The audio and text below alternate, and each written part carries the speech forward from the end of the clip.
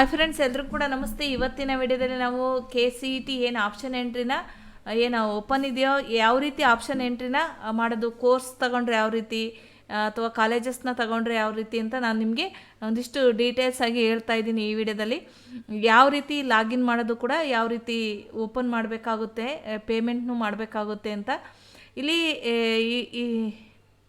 ಇಲ್ಲಿವರೆಗೂ ಕೂಡ ನಮ್ಮ ಚಾನಲ್ನ ನೀವು ಸಬ್ಸ್ಕ್ರೈಬ್ ಮಾಡಿಲ್ಲ ಅಂದರೆ ಈಗಲೇ ಸಬ್ಸ್ಕ್ರೈಬ್ ಮಾಡಿ, ಪಕ್ಕದಲ್ಲಿ ಬರುವ ಬೆಲ್ ಬಟನನ್ನು ಕ್ಲಿಕ್ ಮಾಡಿ. ಇದೇ ರೀತಿ CET ಮತ್ತು ನೀಟ್ ಬಗ್ಗೆ ಅಪ್ಡೇಟ್ಸ್ಗಳನ್ನು ತಿಳಿಸ್ತಾ ಇರ್ತೀವಿ. ನಮ್ಮ ಚಾನಲ್ನ ಫಾಲೋ ಮಾಡಿ. ಇವಾಗ ನಾವು ಏನು ಗೂಗಲಿಗೆ ಬರಬೇಕಾಗುತ್ತೆ, ಗೂಗಲ್ ಬಂದು KE ಅಂತ ಸರ್ಚ್ ಮಾಡಬೇಕಾಗುತ್ತೆ. ಇವಾಗ ಮೊದಲನೇ ಅಫಿಷಿಯಲ್ ವೆಬ್ಸೈಟ್ ಇರುತ್ತೆ, ಈ ಒಂದು KCET ಇದು, ಅದ್ರ ಮೇಲೆ ಕ್ಲಿಕ್ ಮಾಡಿ. ಅದ್ರ ಮೇಲೆ ಕ್ಲಿಕ್ ಮಾಡಿದಾಗ ಇಲ್ಲಿ ಈ ರೀತಿಯಾಗಿ ನಮಗೆ ಒಂದು ಹೋಮ್ ಪೇಜ್, ಅದರ ಆಪ್ಷನ್ ಎಂಟ್ರಿ ಪೋರ್ಟಲ್ ಓಪನ್ ಆಗುತ್ತೆ. ಇಲ್ಲಿ 2 ಲಿಂಕನ್ನು ಕೊಟ್ಟಿದ್ದಾರೆ, ಯಾವುದಾದ್ರೂ ಒಂದನ್ನು ಕ್ಲಿಕ್ ಮಾಡಬೇಕಾಗುತ್ತೆ ನೀವು. ಇಲ್ಲಿ option entry link 1, option entry link 2 ಯಾವುದಾದ್ರೂ ನೀವು ಕ್ಲಿಕ್ ಮಾಡಿ ಇದು ಮಾಡ್ಬೋದು. ಇಲ್ಲಿ ಪರ್ಟಿಕ್ಯುಲರ್ ಆಗಿ ಯಾವ್ಯಾವ್ದನ್ನ ನಾವು ಆಪ್ಷನ್ ಎಂಟ್ರಿಗೆ ಬಿಟ್ಟಿದ್ದಾರೆ ಅಂತ ಇಲ್ಲಿ ತಿಳಿಸ್ತಾ ಇದ್ದಾರೆ. ಇಂಜಿನಿಯರಿಂಗಿಗಿದೆ, ಅಗ್ರಿಕಲ್ಚರಿಗಿದೆ, ನರ್ಸಿಂಗಿಗಿದೆ, ಮತ್ತು ಫಾರಮ್ ಸೈನ್ಸ್ ಮತ್ತು BVS ಸೈನ್ಸ್ ಕೋರ್ಸಿಗೆ ಇದೆ. ಇಷ್ಟಕ್ಕೆ ನೀವು ಆಪ್ಷನ್ ಎಂಟ್ರಿನ ಮಾಡಲಿಕ್ಕೆ ಅವಕಾಶವನ್ನು ಕೊಟ್ಟಿದ್ದಾರೆ. ಇಲ್ಲಿ ನಾವು UGCET 2026 ಆಪ್ಷನ್ ಎಂಟ್ರಿ ಲಿಂಕ್ 1 ಮೇಲೆ ನಾನು ಕ್ಲಿಕ್ ಮಾಡ್ತಾ ಇದ್ದೀನಿ. ಇಲ್ಲಿ 2 ಆಪ್ಷನ್ ಇದೆ. ನೀವು QR ಕೋಡ್, ನಿಮ್ಮ ಒಂದು ಏನು ವೆರಿಫಿಕೇಷನ್ ಸ್ಲಿಪ್ಪನ್ನು ಡೌನ್ಲೋಡ್ ಮಾಡಿ ಇಟ್ಕೊಂಡಿರಬೇಕಾಗುತ್ತೆ ಪಕ್ಕದಲ್ಲಿ. ಇಲ್ಲಿ ಆಪ್ಷನ್ ಎಂಟ್ರಿ ಮಾಡಬೇಕಾದ್ರೆ ಅಲ್ಲಿ ನೀವು ಆ ಒಂದು QR ಕೋಡ್ನ ಏನು ಸ್ಕ್ಯಾನ್ ಮಾಡೋದ್ರ ಮುಖಾಂತರನಾದರೂ ನೀವು ಲಾಗಿನ್ ಮಾಡ್ಬೋದು. ಮೊದಲನೇ ಆಪ್ಷನ್ನು. ಇಲ್ಲಿ QR ಕೋಡ್ನ ಸ್ಕ್ಯಾನ್ ಮಾಡೋದಾದರೆ ಇಲ್ಲಿ ಸ್ಕ್ಯಾನ್ ಮೇಲೆ ಕ್ಲಿಕ್ ಮಾಡಬೇಕಾಗುತ್ತೆ, ನಿಮ್ಮ ಒಂದು ಸ್ಕ್ಯಾನ್ ಮಾಡಬೇಕಾಗುತ್ತೆ. ಅದೇ ರೀತಿ ನೀವು ಕ್ಯಾಮ್ರಾನ ಮೊದಲನೇ ಬಾರಿ ನೀವೇನಾದರೂ ಸ್ಟಾರ್ಟ್ ಸ್ಕ್ಯಾನ್ ಅಂತ ಕೊಟ್ಟರೆ ಅಲ್ಲಿ ಕ್ಯಾಮ್ರಾಕ್ಕೆ ನೀವು ಅಲೋ ಆಪ್ಷನ್ನ ಕೊಡಬೇಕಾಗುತ್ತೆ. ಕೆಲವರು ಅಲೋ ಆಪ್ಷನ್ನ ಕೊಡದೆ ಸ್ಕ್ಯಾನ್ ಆಗ್ತಾ ಇಲ್ಲ ಅಥವಾ ಕ್ಯಾಮ್ರಾ ಓಪನ್ ಆಗ್ತಾ ಇಲ್ಲ ಅಂತ ಹೇಳ್ತಾ ಇದ್ದಾರೆ. ಆ ರೀತಿ ಅಲೋ ಆಪ್ಷನನ್ನು ಕೊಟ್ಟು ನೀವು ಕ್ಯಾಮ್ರಾನ ಆನ್ ಮಾಡಬೇಕಾಗುತ್ತೆ. ಇಲ್ಲಾಂದರೆ ನೀವು ಏನಾದರೂ ನಿಮ್ಮ ಮೊಬೈಲ್ ಇದ್ದರೆ ಕ್ಯಾಮ್ರಾ ಆನ್ ಆಗುತ್ತೆ, ಅಲೋ ಕೊಡಿ. ಅಥವಾ ಡೆಸ್ಕ್ಟಾಪ್ ಅಥವಾ ಲ್ಯಾಪ್ಟಾಪಲ್ಲಿ ಮಾಡಿದರೂ ಕೂಡ ಕ್ಯಾಮ್ರಾಗೆ ಅಲೋ ಕೊಡಬೇಕಾಗುತ್ತೆ. ಅದೇ ರೀತಿ ಇನ್ನೊಂದು ಮೆಥಡ್ ಏನಂದರೆ ಎಂಟರ್ CET ನಂಬರ್ ಅಂತ ಆಪ್ಷನ್ ಇದೆ. ಇದ್ರ ಮುಖಾಂತರ ನೀವು ಕ್ಲಿಕ್ ಮಾಡಿದರೆ ನೀವು ನಿಮ್ಮ ಒಂದು CET ಅಪ್ಲಿಕೇಶನ್ ನಂಬರ್ನ ಎಂಟರ್ ಮಾಡ್ಬೋದು. ಮತ್ತು ನಿಮ್ಮ ಒಂದು ವೆರಿಫಿಕೇಷನ್ ಸ್ಲಿಪ್ಪಲ್ಲಿ CET ನಂಬರ್ ಅಂತ ಒಂದಿದೆ ಆಪ್ಷನ್, ಆ ಒಂದು CET ನಂಬರ್ನ ಎಂಟರ್ ಮಾಡಿ ಇಲ್ಲಿ SMS ಮೇಲೆ ಒಂದು ತಗೊಳ್ಳಿ, ಆಪ್ಷನ್ನ ತಗೊಂಡು ಇಲ್ಲಿ ಕೊಟ್ಟಿರೋಂಥ ಕ್ಯಾಪ್ಚರ್ ಕೊಟ್ಟರೆ ಸೆಂಡ್ OTP, ನಿಮ್ಮ ಒಂದು ಏನು ರಿಜಿಸ್ಟರ್ಡ್ ಮೊಬೈಲ್ಗೆ OTP ಬರುತ್ತೆ. ಆ ಒಂದು OTP ಹಾಕೋದ್ರ ಮುಖಾಂತರನೂ ಕೂಡ ನೀವು ಲಾಗಿನ್ ಮಾಡ್ಬೋದು. ಈ ರೀತಿ ನಾವು ಏನು CET ನಂಬರ್ ಎಲ್ಲಿರುತ್ತೆ ಅಂತ ನೀವು ಕೇಳ್ಬೋದು. ನಿಮ್ಮ ಒಂದು ಏನು ವೆರಿಫಿಕೇಷನ್ ಸ್ಲಿಪ್ಪನ್ನು ಯಾರೆಲ್ಲ ಡೌನ್ಲೋಡ್ ಮಾಡ್ಕೊಂಡಿರೋ ಅವರಲ್ಲೇ ಆ ಒಂದು ವೆರಿಫಿಕೇಷನ್ ಸ್ಲಿಪ್ಪಲ್ಲಿ CET ನಂಬರ್ ಅಂತ ಇದೆ. ಮತ್ತು ಅಪ್ಲಿಕೇಶನ್ ನಂಬರು ಕೂಡ ಅದರಲ್ಲೇ ಇರುತ್ತೆ. ಅದನ್ನು ಕೂಡ ನೀವು ಡೌನ್ಲೋಡ್ ಮಾಡ್ಕೊಂಡಿಲ್ಲ ಅಂದರೆ ಈಗಲೇ ಡೌನ್ಲೋಡ್ ಮಾಡ್ಕೊಳ್ಳಿ.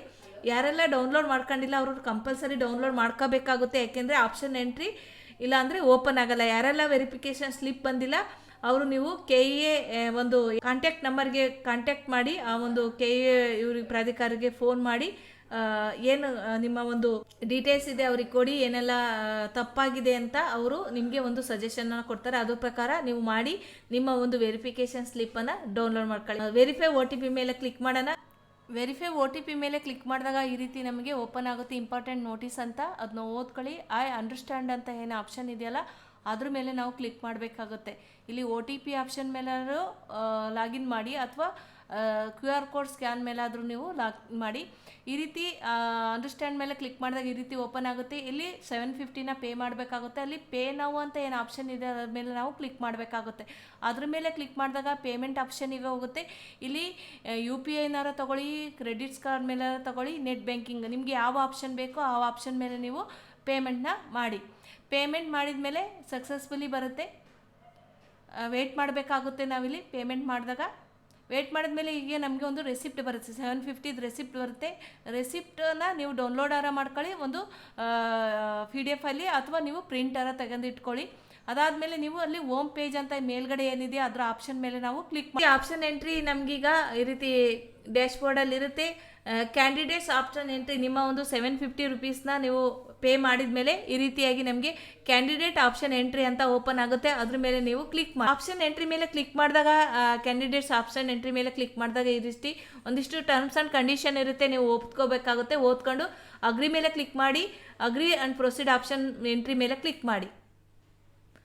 ಆಮೇಲೆ ಇಲ್ಲಿ ಈ ರೀತಿಯಾಗಿ ನಿಮಗೆ ಓಪನ್ ಆಗುತ್ತೆ. ನೀವುಗಳನ್ನು ಸೆಲೆಕ್ಟ್ ಮಾಡಬೇಕಾಗುತ್ತೆ. ನೀವು ಯಾವ ಕೋರ್ಸಿಗೆ ಆಪ್ಷನ್ ಎಂಟ್ರಿನ ತಗೊಳ್ತಾರೆ. ಇಲ್ಲಿ ಇಂಜಿನಿಯರಿಂಗ್ ಅಥವಾ ಅಗ್ರಿ, ನರ್ಸಿಂಗು, ಈ ಥರ ಹಲವಾರು ಬೇರೆ ಬೇರೆ ಕೋರ್ಸ್ಗಳನ್ನು ಇಲ್ಲಿ ಬಿಟ್ಟಿದ್ದಾರೆ. ಇಲ್ಲಿ ಬಿಟ್ಟಿರುವಂಥ ಕೋರ್ಸ್ಗಳಿಗೆ ಮಾತ್ರ ಆಪ್ಷನ್ ಎಂಟ್ರಿ ಇರುತ್ತೆ, ಉಳಿದ ಕೋರ್ಸ್ಗಳಿಗೆ ಇನ್ನೂ ಆಪ್ಷನ್ ಎಂಟ್ರಿ ಇರಲ್ಲ. ಈಗ ಇಲ್ಲಿ ಬಿಟ್ಟಿರುವಂಥ ಕೋರ್ಸ್ಗಳಿಗೆ ನೀವು ಆಪ್ಷನ್ ಎಂಟ್ರಿನ ಮಾಡಬೇಕಾಗುತ್ತೆ. ನಿಮ್ಗೆ ಈಗ ನಾವೇನಾದರೂ ಇಂಜಿನಿಯರಿಂಗ್ ಅಂತ ಸೆಲೆಕ್ಟ್ ಮಾಡಿದರೆ ಇಲ್ಲಿ 2 ಆಪ್ಷನ್ ಇದೆ. ಇಲ್ಲಿ ಕಾಲೇಜ್ ವೈಸ್ ಆದರೂ ನೀವು ಇದನ್ನು ಆಪ್ಷನ್ ಎಂಟ್ರಿನ ಮಾಡ್ಬೋದು, ಅಥವಾ ಕೋರ್ಸ್ ವೈಸನ್ನು ಮಾಡ್ಬೋದು. ನೀವೇನಾದರೂ ನನಗೆ ಇಂಥದ್ದೇ ಕೋರ್ಸ್ ಮೇಲೆ ನಾವು ಮಾಡಬೇಕು ಅನ್ನೋದಾದರೆ ನೀವು ಕೋರ್ಸ್ ಮೇಲೆ ಕ್ಲಿಕ್ ಮಾಡಿದರೆ ಇಲ್ಲಿ ಕೋರ್ಸ್ ಇರುತ್ತೆ.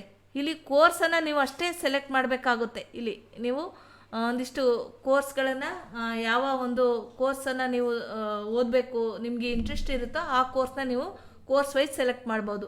ಅದೇ ರೀತಿ ನೀವು ಕಾಲೇಜ್ ವೈಸಲ್ಲಿ ನಾನು ನಿಮಗೆ ತೋರಿಸ್ತಾ ಇದ್ದೀನಿ. ಕಾಲೇಜ್ ವೈಸಲ್ಲಿ ವಿತ್ ಕಾಲೇಜ್ನೂ ಸೆಲೆಕ್ಟ್ ಮಾಡ್ಬೋದು, ಮತ್ತು ವಿತ್ ಅದ್ರ ಜೊತೆಗೆ ಏನು ಕೋರ್ಸ್ಗಳನ್ನು ಕೂಡ ನೀವು ಸೆಲೆಕ್ಟ್ ಮಾಡ್ಬೋದು. ನೀವು ಕಾಲೇಜ್ ವೈಸನ್ನು ಸೆಲೆಕ್ಟ್ ಮಾಡಿದರೆ ಬರೀ ನೀವು ಕೋರ್ಸನ್ನು ಸೆಲೆಕ್ಟ್ ಮಾಡಿದರೆ ನೀವು ಬರೀ ಕೋರ್ಸನ್ನು ಸೆಲೆಕ್ಟ್ ಮಾಡ್ಕೊಂಡು ಅವರು ಕೊಟ್ಟಂಥ ನೀವು ಕೊಟ್ಟಂಥ ಕೋರ್ಸ್ ಏನಿರುತ್ತೋ ಅದು ಯಾವ ಕಾಲೇಜಲ್ಲಿರುತ್ತೋ ಅಲ್ಲಿ ಹೋಗ್ಬೇಕಾಗುತ್ತೆ. ಆದರೆ ನಿಮಗೆ ಬೇಕಾದಂಥ ಕಾಲೇಜುಗಳು ಬೇಕು ಅಂದರೆ ನೀವು ಕಾಲೇಜ್ ವೈಸೇ ಸೆಲೆಕ್ಟ್ ಮಾಡಿ. ಆ ಒಂದು ಕಾಲೇಜ್ ವೈಸ್ ಸೆಲೆಕ್ಟ್ ಮಾಡಿದ್ರೆ ನೀವು ಯಾವ ಕಾಲೇಜ್ನ ಸೆಲೆಕ್ಟ್ ಮಾಡ್ತೀರಾ ಮತ್ತು ಅದರೊಳಗಡೆ ನಿಮಗೆ ಕೋರ್ಸನ್ನು ತೋರಿಸುತ್ತೆ. ಆವಾಗ ನಾವು ಈಗ ಒಂದು ಕಾಲೇಜ್ನ ಸೆಲೆಕ್ಟ್ ಮಾಡ್ತಾ ಇದ್ದೀನಿ, ಯಾವುದಾದ್ರೂ ಒಂದು ಕಾಲೇಜ್ನ ನಾನಿವಾಗ ಸೆಲೆಕ್ಟ್ ಮಾಡಿದೆ ಅಂದ್ಕೊಳ್ಳಿ. ನಿಮಗೆ ಬೇಕಾದ ಕಾಲೇಜ್ನ ನೀವು ಇಲ್ಲಿ ಸರ್ಚ್ ಮಾಡಿ, ಅಥವಾ ನೀವೊಂದು ಲೀಸ್ಟನ್ನು ಕಲೆಕ್ಟ್ ಮಾಡಿ. ನೀವು ನಿಮ್ಮ ಒಂದು ರ್ಯಾಂಕಿಂಗಿಗೆ ಹೋದ ವರ್ಷ ಏನು 2025 ಏನು ಕಟ್ ಆಫ್ ಮಾರ್ಕ್ಸು ನಿಂತಿದೆ, ನಿಮ್ಮ ಒಂದು ರ್ಯಾಂಕಿಂಗ್ಗೆ ಯಾವೆಲ್ಲ ಕಾಲೇಜ್ಗಳು ಕಟ್ ಆಫ್ ಮಾರ್ಕ್ಸ್ ನಿಂತಿದೆ ಅಂತೇಳಿ ನೀವು ಒಂದಿಷ್ಟು ಗೂಗಲ್ಲೋ ಅಥವಾ ChatGPTನೋ ಅಥವಾ ಈ ಒಂದು KE ವೆಬ್ಸೈಟಲ್ಲಿ ನೀವು ಒಂದಿಷ್ಟು ಕಲೆಕ್ಟ್ ಮಾಡ್ಕೊಂಡು ನೀವು ಒಂದಿಷ್ಟು ಲೀಸ್ಟನ್ನು ಮಾಡ್ಕೊಳ್ಳಿ. ನಿಮ್ಮ ಒಂದು ರ್ಯಾಂಕಿಂಗ್ ಏನು ಬಂದಿರುತ್ತೋ ಹೋದ ವರ್ಷ ಏನು ರ್ಯಾಂಕಿಂಗಿಗೆ ಅದೇ ರ್ಯಾಂಕಿಂಗ್ಗೆ ಯಾವ ಕಾಲೇಜ್ಗಳು ಆಸುಪಾಸಲ್ಲಿ ಇರುತ್ತೆ. ಒಂದಿಷ್ಟು ಒಂದು 50, 20, 30 ಒಂದಿಷ್ಟು ಆ ಒಂದು ಕಾಲೇಜ್ಗಳಲ್ಲಿ ನಿಮಗೆ ಯಾವುದೋ ಒಂದಿಷ್ಟು ಬೆಸ್ಟ್ ಕಾಲೇಜ್ಗಳನ್ನು ನೀವಲ್ಲಿ ಸೆಲೆಕ್ಟ್ ಮಾಡ್ಕೊಂಡು ಆರ್ಡರ್ ವೈಸ್ ಬರ್ಕೊಳ್ಳಿ. ಅದಾದಮೇಲೆ ಇದ್ರ ಮೇಲೆ ಕ್ಲಿಕ್ ಮಾಡಿ. ಇದ್ರ ಮೇಲೆ ಕ್ಲಿಕ್ ಮಾಡಿದಾಗ ನಾವು ನಿಮಗೆ ಒಂದಿಷ್ಟು ಎಕ್ಸಾಂಪಲ್ ಆಗಿ ತೋರಿಸ್ತೀನಿ. ಈ ಒಂದು ಕಾಲೇಜ್ನ ನಾನು ಸೆಲೆಕ್ಟ್ ಮಾಡಿದ್ದೀನಿ, ನನಗೆ ಒಂದು ಕಾಲೇಜ್ ಬೇಕು, ಸೆಲೆಕ್ಟ್ ಮಾಡಿ. ಇಲ್ಲಿ ನೀವು ನಿಮ್ಮ ಒಂದು ಪ್ರಾವಿಷನ್, ನಿಮ್ಮ ಒಂದು ಕೋರ್ಸು ಕೂಡ ಇಲ್ಲಿ ತೋರಿಸ್ತಾ ಇದೆ. ಕಾಲೇಜ್ ವೈಸ್ ಸೆಲೆಕ್ಟ್ ಮಾಡಿದರೆ ನಮಗೆ ಡಬಲ್ ಬೆನಿಫಿಟ್ ಇರುತ್ತೆ, ಕಾಲೇಜು ಇರುತ್ತೆ ಮತ್ತು ಕೋರ್ಸು ಇರುತ್ತೆ. ನೀವು ಕಾಲೇಜ್ನ ಸೆಲೆಕ್ಟ್ ಮಾಡಿ, ಈ ಕಡೆಗೆ ಇಲ್ಲಿ ಕೊಟ್ಟಿರುವಂಥ ಕೋರ್ಸ್ ಇದೆ. ನೀವು ಯಾವ ಕೋರ್ಸನ್ನು ಸೆಲೆಕ್ಟ್ ಮಾಡಬೇಕು ಅಂದ್ಕೊಂಡಿರ, ನೀವು ಫಸ್ಟ್ ಏನಾದರೂ artificially intelligence, computer science, database science ಈ ಥರ ಏನಾದರೂ ನೀವು ಇಲ್ಲಿ ಇರುತ್ತೆ ಕೋರ್ಸ್ ಬಗ್ಗೆ. ಈ ಕೋರ್ಸಲ್ಲಿ ನೀವು ಆ ಕೋರ್ಸಿಗೆ ಹೋಗ್ಬಿಟ್ಟು ಇಲ್ಲಿ ಪ್ರಾವಿಷನ್ 1 ಈಗ ನೀವು ಮೊದಲು ಫಸ್ಟ್ ಟೈಮ್ ಓಪನ್ ಮಾಡ್ತಾರೆ 1 ಇದೆ. ಮತ್ತು ನೆಕ್ಸ್ಟ್ ಇದೇ ಕಾಲೇಜಲ್ಲಿ ಆ ಕೋರ್ಸ್ ಏನಾದರೂ ಆಗಲಿಲ್ಲ ಅಂದರೆ ಇದೇ ಕಾಲೇಜಲ್ಲಿ ನನಗೆ ಬೇರೆ ಕೋರ್ಸ್ ಅದು ಬಿಟ್ಟರು ಇನ್ನೊಂದು ಕೋರ್ಸನ್ನು ನಾವು ಸೆಲೆಕ್ಟ್ ಮಾಡ್ತೀವಿ ಅಂದರೆ ಈ ಒಂದು ಕೋರ್ಸನ್ನು ನೀವು ನೆಕ್ಸ್ಟ್ ತಗೊಳ್ತೀರಾ, ಇದಕ್ಕೆ ನೀವು 2 ಅಂತ ಕೊಡಬೇಕು. ಇದೇ ಕಾಲೇಜಲ್ಲಿ ಈಗ ಒಂದು ಕೋರ್ಸ್ ತೊಗೊಂಡಿದ್ದೀರಾ, ಆ ಕಾಲೇಜಲ್ಲಿ ಆ ಕೋರ್ಸಿಗೆ ನಿಮಗೆ ರ್ಯಾಂಕಿಂಗ್ ಸಿಗಲಿಲ್ಲಪ್ಪ, ನಮಗೆ ಅದೇ ಕಾಲೇಜಲ್ಲಿ ಇನ್ನೊಂದು ಕೋರ್ಸಿಗೆ ಬೇಕು. ಆವಾಗ ಆ ಕಾಲೇಜಲ್ಲಿ ಇನ್ನೊಂದು ಕೋರ್ಸಿಗೆ ಏನು ಮೊದಲೇ ನಿಮ್ಮ ಒಂದು ಇಂಟ್ರೆಸ್ಟ್ ಇರೋವಂಥ ಒಂದು ಏನು ಕೋರ್ಸ್ ಇರುತ್ತೋ ಅದನ್ನ 1 ಕೊಡಿ. ಅದಾದಮೇಲೆ ಇನ್ನೊಂದು ಕೋರ್ಸ್ ಅದೇ ಕಾಲೇಜಲ್ಲಿ ಇನ್ನೊಂದು ಕೋರ್ಸ್ ಇದ್ರೂ ಪರವಾಗಿಲ್ಲ, ನಾನು ಅದು ಓದ್ತೀನಿ ಅಂದರೆ ಸೆಕೆಂಡ್ ಪ್ರಯಾರಿಟಿಯಾಗಿ ಕೊಡಿ. ಈ ರೀತಿ ಕಾಲೇಜ್ಗಳನ್ನು ಒಂದೊಂದೇ ಆ ಈ ಕಾಲೇಜ್ ಎಷ್ಟು ಪ್ರಯಾರಿಟಿ, ನೀವು ಎಷ್ಟು ಕೋರ್ಸನ್ನು ಸೆಲೆಕ್ಟ್ ಮಾಡಿದ ತಕ್ಷಣ ಸೇವ್ ಆ್ಯಂಡ್ ಸಬ್ಮಿಟ್ ಮೇಲೆ ಕ್ಲಿಕ್ ಮಾಡಬೇಕು. ಆವಾಗ ಇಲ್ಲಿ ಪ್ರಯಾರಿಟಿ ಬರ್ತಾ ಹೋಗುತ್ತೆ. ಇಲ್ಲಿ ಅದೇ ನೀವು ಮತ್ತೆ ನೆಕ್ಸ್ಟ್ ಕಾಲೇಜ್ ತೊಗೊಂಡ್ರಿ, ನೆಕ್ಸ್ಟ್ ಕಾಲೇಜ್ ಇನ್ನೊಂದು ತೊಗೊಂಡ್ರಿ ಅಂತ ಅಂದ್ಕೊಳ್ಳಿ. ನೆಕ್ಸ್ಟ್ ಯಾವುದೋ ಒಂದು ಕಾಲೇಜು ನಿಮ್ಗೆ ಇಷ್ಟ ಇತ್ತು ತೊಗೊಳ್ರಿ. ತೊಗೊಂಡ್ಮೇಲೆ ಇಲ್ಲಿ ಈಗ ಅಲ್ಲಿ ಫಸ್ಟ್ ಕಾಲೇಜಲ್ಲಿ ಒಂದು 4 ಪ್ರಯಾರಿಟಿನ ತೊಗೊಂಡಿದ್ದೀರಾ, 4 ಕೋರ್ಸಿಗೆ ನೀವು ಪ್ರಯಾರಿಟಿನ ತೊಗೊಂಡಿದ್ದೀರ. ಈಗ 4ನ ಸೆಲೆಕ್ಟ್ ಮಾಡಿದ್ದೀರಾ. ಅದಾದಮೇಲೆ ನೆಕ್ಸ್ಟ್ ಕಾಲೇಜಿಗೆ ಬಂದಾಗ ನೀವೇನು ಮಾಡಬೇಕು, ಅಲ್ಲಿ 4 ಆಗಿದ್ದರೆ ಇಲ್ಲಿ 5ನೇದು ಅಂತ ಕೊಡಬೇಕಾಗುತ್ತೆ. ಇಲ್ಲಿ ನೀವೇನಾದರೂ ಅದೇ 1 ಕೊಟ್ಟರೆ ಅಲ್ಲಿ ಕೊಟ್ಟಿರೋಂಥ 1 ರೀಪ್ಲೇಸ್ ಆಗಿ ಇಲ್ಲಿ 1 ಏನು ಕೊಡ್ತೀವೋ ನೆಕ್ಸ್ಟ್ ಕಾಲೇಜಲ್ಲಿ ಅದೇನು ಮಾಡುತ್ತೆ, ಅಲ್ಲೋಗಿ ಪ್ಲೇಸಲ್ಲಿ ಕೂರುತ್ತೆ. ಆ ಒಂದು 1ನೇದು ಲಾಸ್ಟಲ್ಲಿ ಬಂದು ಕೂರುತ್ತೆ. ಈಗ ಏನು ಲಾಸ್ಟಲ್ಲಿ ಏನು ಬರುತ್ತೋ, ಈಗ ಇಲ್ಲಿ ಒಂದು 4 ತೊಗೊಂಡ್ರಿ ಅಂದರೆ ಅಲ್ಲಿ 4 ಇಲ್ಲಿ 4 8 ಆಯಿತು. 8 ಆದಮೇಲೆ ಇಲ್ಲಿ ಏನಾದರೂ 1 ನೀವು 2ನೇ ಕಾಲೇಜಲ್ಲಿ ಫಸ್ಟು ಅಂತ ಕೊಟ್ಟರೆ ನೀವು ಅಲ್ಲಿ ಈ ಒಂದು ಫಸ್ಟು ಅಲ್ಲೋ ಕೂರುತ್ತೆ. ಅದು ಫಸ್ಟ್ ಕೊಟ್ಟಿರೋ ಅಂಥದ್ದು 8ನೇ ಕಾಲಮಲ್ಲಿ ಬಂದು ಕೂರುತ್ತೆ. ಈಗ ರೀಪ್ಲೇಸ್ ಆಗುತ್ತೆ, ಅದು ಡಿಲೀಟ್ ಆಗಲ್ಲ, ರೀಪ್ಲೇಸ್ ಆಗಿ ಕೂರುತ್ತೆ.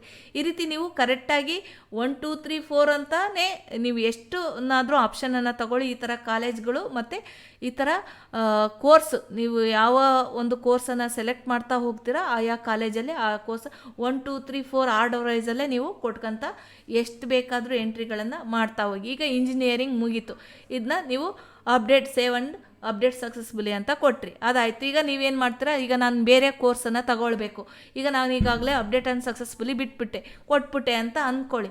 ಆವಾಗ ಮತ್ತೆ ಇಲ್ಲಿ ವಾಪಸ್ ಏನು ಮಾಡಬೇಕು, ಹೋಮ್ ಪೇಜಿಗೆ ಬರಬೇಕು.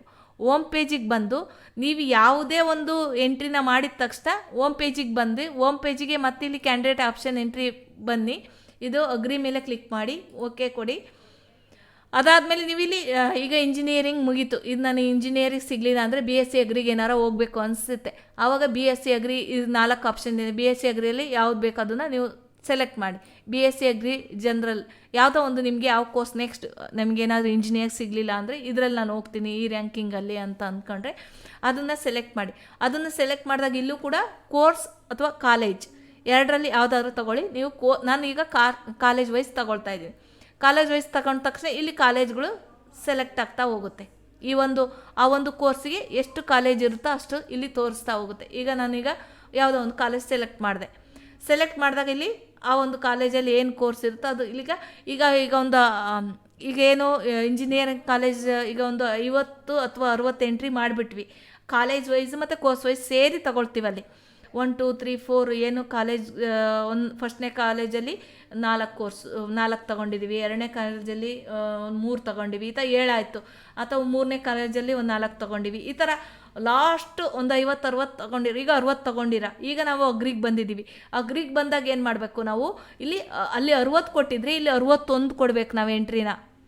ಇಲ್ಲೇನು ಮಾಡುತ್ತೆ, ನಾವೀಗ 60ನೇ ಕೊಟ್ಟರೆ ಅಲ್ಲಿರೋ ಒಂದು ಇದು ರೀಪ್ಲೇಸ್ ಆಗಿ ಅದು 61ನೇದಾಗುತ್ತೆ, ಇದು 60ನೇದಾಗುತ್ತೆ. ಈ ಥರ ಆ ಒಂದು ಕಂಟಿನ್ಯೂಯಸ್ ಇರಬೇಕು. ಇಲ್ಲಿ ಈಗ ಕೋರ್ಸೇ ಚೇಂಜ್, ಈಗ ಅಲ್ಲಿ ಇಂಜಿನಿಯರಿಂಗ್ ಇರೋದ್ರಿಂದ 50 ಕೊಟ್ಬಿಟ್ಟಿವಿ, ಮುಗಿದೋಯ್ತು. ಈಗ ನಾವು BSc ಅಗ್ರಿನ 1 2 3 ಅಂತ ಕೊಡೋಂಗಿಲ್ಲ, ಅಲ್ಲಿ ಏನು ಇರುತ್ತೋ ಅದನ್ನು 60 ತಗೊಂಡಿದ್ರೆ ನೀವು 61 ಅಂತ ತಗೋಬೇಕು, ನೆಕ್ಸ್ಟ್ ತಗೊಂಡ್ರೆ 62. ಈ ಥರ ಎಲ್ಲ ಆದಮೇಲೆ ನೀವು ಕೆಳಗಡೆ ಬಂದು ಪ್ರತಿ ಸಲ ಕಂಪಲ್ಸರಿ ನೀವು ಅಪ್ಡೇಟ್ ಆಪ್ಷನ್ ಅಂತ ಏನಿದೆಯಲ್ಲ, ಅಪ್ಡೇಟ್ ಆಪ್ಷನ್ ಅಂತ ಅದ್ರ ಮೇಲೆ ಕ್ಲಿಕ್ ಮಾಡಿ. ಅದ್ರ ಮೇಲೆ ಕ್ಲಿಕ್ ಮಾಡಿದಾಗ ನೀವು ಇಲ್ಲಿ ಡೌನ್ಲೋಡ್ ಆಪ್ಷನ್ ರಿಪೋರ್ಟ್ ಅಂತ ಇದೆ, ಇದ್ರ ಮೇಲೆ ಒಂದು ಕ್ಲಿಕ್ ಮಾಡಿ ಒಂದು ಡೌನ್ಲೋಡ್ ಮಾಡ್ಕೊಳ್ಳಿ. ನೀವು ಅದನ್ನು ಒಂದು ಕಾಪಿನ ಪ್ರಿಂಟೌಟ್ ತಗೊಳ್ಳಿ. ಲಿಸ್ಟ್ನ ಬಿಟ್ಟಾಗ ನಿಮಗೆ ಒಂದಿಷ್ಟು ಸಿಗುತ್ತೆ, ಅವಾಗ ಏನು ಬದಲಾವಣೆ ಮಾಡ್ಕೋಬೇಕು ಅನ್ನೋದು ನಿಮಗೆ ಚೆನ್ನಾಗಿ ಗೊತ್ತಾಗುತ್ತೆ ಇದು ನೋಡ್ಕೊಂಡ್ಮೇಲೆ. ಈಗ ಎಷ್ಟು ಕೊಟ್ಟಿರ್ತೀರಲ್ಲ ಅದು. ಹಾಗಾಗಿ ಈ ರೀತಿಯಾಗಿ ನೀವು ಎಲ್ಲ ತಯಾರಿ ಮಾಡಿಕೊಂಡು ನೀವು ರೆಡಿ ಮಾಡಿಟ್ಕೊಂಡು ನೀವು ಒಂದಿಷ್ಟು ಲೀಸ್ಟ್ಗಳನ್ನು ಮಾಡಿಕೊಂಡು ನಿಮ್ಮ ರ್ಯಾಂಕಿಗೆ ಯಾವ ಒಂದು ಒಳ್ಳೆ ಕಾಲೇಜ್ಗಳು ಸಿಗುತ್ತೆ ಅದನ್ನು ಫಸ್ಟು ನೀವು ಒಂದಿಷ್ಟು ಎಲ್ಲ ಲೀಸ್ಟ್ ಮಾಡ್ಕೊಂಡು ನೀವು ಇದನ್ನ ಆಪ್ಷನ್ ಎಂಟ್ರಿನ ಮಾಡೋದು ಒಳ್ಳೆಯದು ಅನಿಸುತ್ತೆ. ಈ ವಿಡಿಯೋ ನಿಮಗೆ ಇಷ್ಟ ಆಯಿತು, ಅರ್ಥ ಆಯಿತು ಅಂದ್ಕೊಂಡಿನಿ. ಯಾರೆಲ್ಲ ಆಪ್ಷನ್ ಎಂಟ್ರಿನ ಮಾಡಿಲ್ಲ ಇನ್ನೂ, ನೀವು ವೆರಿಫಿಕೇಷನ್ ಸ್ಲಿಪ್ಪನ್ನು ಡೌನ್ಲೋಡ್ ಮಾಡ್ಕೊಂಡು ಆಪ್ಷನ್ ಎಂಟ್ರಿಗೆ 750ನ ಪೇ ಮಾಡಿ ನೀವು ಈ ಒಂದು ಆಪ್ಷನ್ ಎಂಟ್ರಿಗೆ ನೀವು ಜಾಯ್ನ್ ಆಗಿ ಆ ಒಂದು ಆಪ್ಷನ್ ಎಂಟ್ರಿಗಳನ್ನು ಕಂಪ್ಲೀಟ್ ಮಾಡಿ ಇಟ್ಕೊಳ್ಳಿ. ಯಾಕೆಂದರೆ ಇದು ಜೂನ್ 30ಕ್ಕೆ ಲಾಸ್ಟ್ ಡೇಟ್ ಕೊಟ್ಟಿರೋದ್ರಿಂದ ಹಾಗಾಗಿ ಯಾರೆಲ್ಲ ಆಪ್ಷನ್ ಎಂಟ್ರಿನ ಮಾಡಿಲ್ಲ ಇನ್ನು, ಯಾಕೆಂದರೆ ಹತ್ರ ಬಂತು, ಇನ್ನು 30ನೇ ತಾರೀಕು ಲಾಸ್ಟ್ ಡೇಟ್ ಹತ್ರ ಬಂದಿರೋದ್ರಿಂದ KA ಪರೀಕ್ಷಾ ಪ್ರಾಧಿಕಾರದವರು ಈ ಡೇಟ್ನ ಮುಂದೂಡ್ಬೋದು. ಯಾಕೆಂದರೆ ಒಂದಿಷ್ಟು ಸರ್ವರ್ ಇಶ್ಯೂ ಬಂದರೆ ಅಥವಾ ಏನಾದರೂ ಮಕ್ಕಳಿನ್ನೂ ಮಾಡಿಲ್ಲ ಅಂದರೆ ಒಂದಿಷ್ಟು ಮುಂದೂಡ್ಬೋದು, ಅಥವಾ ಅದೇ ಲಾಸ್ಟ್ ಡೇಟ್ ಮಾಡ್ಬೋದು. ಹಾಗಾಗಿ ಯಾರೆಲ್ಲ ಆಪ್ಷನ್ ಎಂಟ್ರಿನ ಮಾಡಿಲ್ಲ ಖಂಡಿತ ಈಗಲೇ ಆಪ್ಷನ್ ಎಂಟ್ರಿನ ಮಾಡಿ ಅಂತ ನಾನು ಈ ವಿಡಿಯೋದಲ್ಲಿ ತಿಳಿಸ್ತಾ, ಈ ವಿಡಿಯೋ ನಿಮಗೆ ಇಷ್ಟವಾಗಿದ್ದರೆ ನಿಮ್ಮ ಫ್ರೆಂಡ್ಸ್ ರಿಲೇಟಿವ್ಸ್ ಯಾರೆಲ್ಲ ಇದ್ದಾರೆ ಅವರಿಗೆ ಶೇರ್ ಮಾಡಿ. ಇದೇ ರೀತಿ ನಮ್ಮ ಚಾನಲ್ನ ಫಾಲೋ ಮಾಡ್ತಾರಿ. KCET ಬಗ್ಗೆ ಆಗಲಿ, ನೀಟ್ ಬಗ್ಗೆ ಏನೆಲ್ಲ ಅಪ್ಡೇಟ್ಸ್ಗಳು ಬರುತ್ತೆ ಅವಾಗ ನಿಮಗೆ ತಿಳಿಸ್ತಾ ಇರ್ತೀನಿ. Thank you for watching. ಧನ್ಯವಾದಗಳು.